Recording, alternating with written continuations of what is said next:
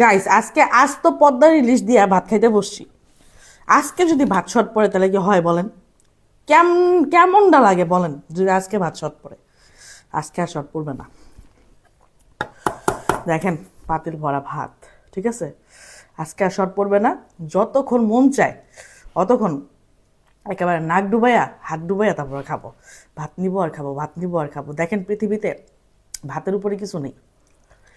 হুম, ভাত থাকলে জীবনে সব কিছু ওকে।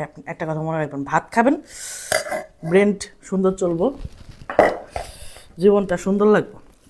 আর যদি ভাত না থাকে না, আপনার যত যাই খান না কেন, ভাত না খাওয়া পর্যন্ত আপনার শান্তি লাগবে না, দেখবেন। হুম, ভাত হলো আমার জান।